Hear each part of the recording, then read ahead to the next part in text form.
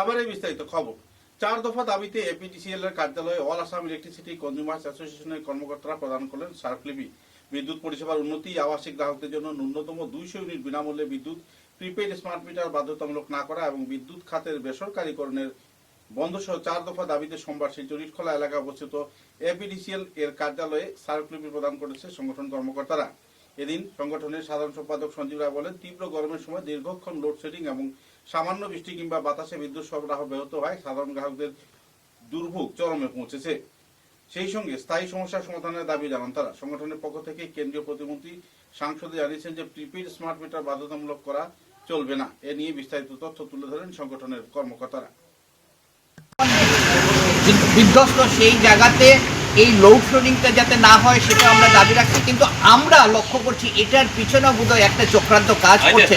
কারণ মানে পরিমাণগত বিদ্যুৎ ইউনিট নেই বলে এপিডিসিএল যেটা বলছে সেটা শেষ পর্যন্ত প্রাইভেট থেকে কিনা এবং প্রাইভেটের কাছে দেওয়া। আদানি গোষ্ঠী আসামের এক জায়গাতে একটা ইলেকট্রিসিটি ড্র করার একটা ইউনিট করতে যাচ্ছে, যেটা আগামী দিনে সেখান থেকে যদি আমাদের এপিডিসিএলকে কিনতে হয় তাহলে সেই ইউনিটের দাম অনেক বেশি পড়বে এবং এইভাবে সমগ্র বিদ্যুৎ বিভাগ ধীরে ধীরে আদানি বা এইরকম প্রাইভেট দিকে যাওয়ার একটা চক্রান্ত করা হচ্ছে।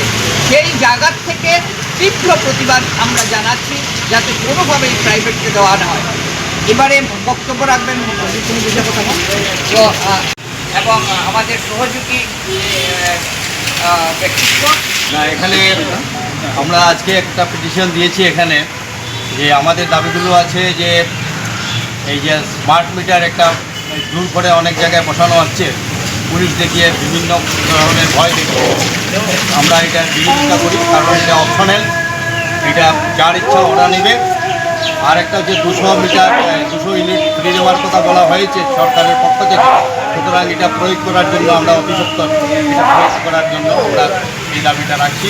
আর যত ধরনের আছে এই প্রাইভেটাইজেশন করার এটা এতগুলো এই দাবিগুলো আমরা আজকে এখানে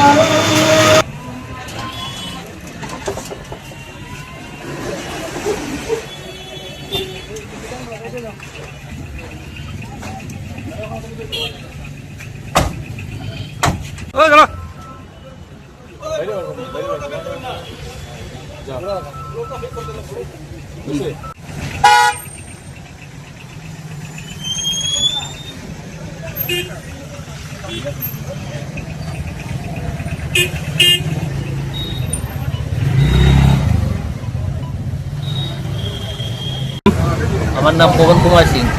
হ্যাঁ, আমার সোনা রূপা সব টাইম দেখা গেছে 15 তারিখ রাত্রে। 15 তারিখ রাত্রে। হ্যাঁ, তখন আমরা গুয়াহাটি আসলাম। গুয়াহাটি থেকে আওয়ার পরে দেখি ঘরের এই অবস্থা, তখন ইনফর্ম করলাম।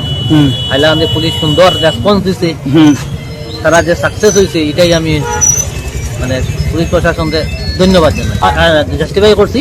ঠিক আছে, ওটাই।